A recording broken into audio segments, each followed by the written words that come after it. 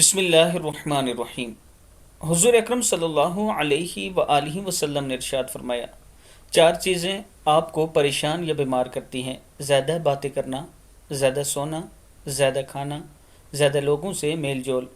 چار چیزوں سے رزق کی تنگی ہوتی ہے، یعنی رزق میں رکاوٹ پڑتی ہے: فجر سے طلوع آفتاب تک سونا، یعنی صبح کی نماز نہ پڑھنا اور سوئے رہنا، نماز نہ پڑھنا یا پابندی سے نہ پڑھنا، یعنی کبھی کبھی پڑھ لی اور کبھی چھوڑ دی، سستی کرنا، دھوکہ دینا، ان سے آپ کے رزق میں کمی ہوتی ہے۔ چار چیزیں آپ کو ختم کر دیتی ہیں: پریشانی، غم، بھوک، دیر سے سونا۔ چار چیزوں سے رزق بڑھتا ہے: راتوں کو اٹھ کر عبادت کرنا، بہت زیادہ اپنے گناہوں پر شرمندہ ہونا اور اللہ سے معافی مانگنا، مستقل خیرات کرنا، یعنی صدقہ خیرات کرتے رہا کریں، ذکر کرنا، اللہ تبارک و تعالیٰ کو یاد کرنا۔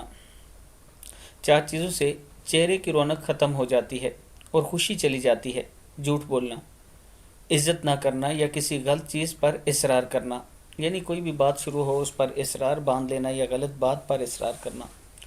بغیر معلومات اور بغیر جانے ہوئے بحث کرنا، کسی غلط چیز کو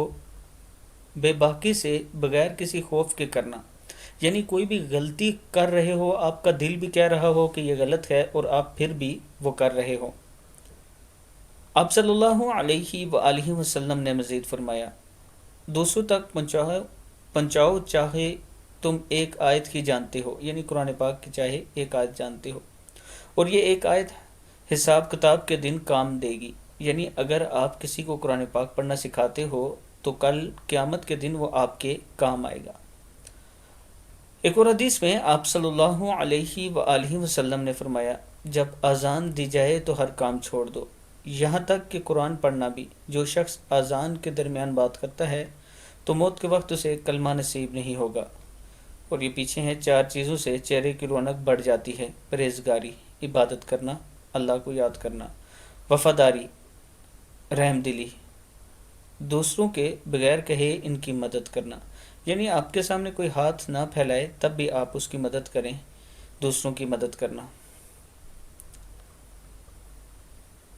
اللہ تعالی ہم سب کو ان پر عمل کرنے کی توفیق عطا فرمائے، اور اس حدیث مبارک کو آپ دوستوں نے آگے ضرور شیئر کرنا ہے۔ السلام علیکم ورحمۃ اللہ وبرکاتہ۔